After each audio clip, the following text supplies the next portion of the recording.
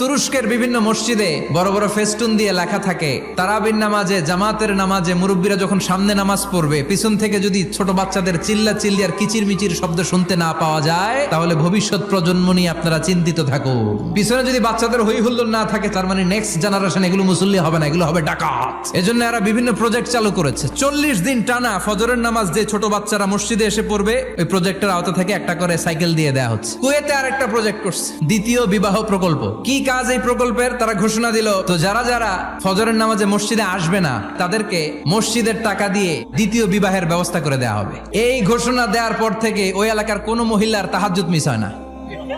ফজর তো অনেক দূরে, তাহাজ্জুদের সময় থেকে হাজবেন্ডের ডাকা শুরু করে, মসজিদে যাও। অনেক দেশে তারাবি পড়েছি রামাদানে, ছোট বাচ্চারা পিছনে অনেক কিচির মিচির করে, হঠাৎ অ্যানাউন্সমেন্ট দেয়, বাবা মারা ছেলে মেয়েদেরকে শান্ত করেন। কিছুক্ষণ শান্ত, 2 রাকাত পর আবার চিল্লাচিল্লি। এজন্য ছোট বাচ্চাদেরকে মসজিদ থেকে তাড়িয়ে দেওয়া যাবে, এদেরকেও নিয়ে যান।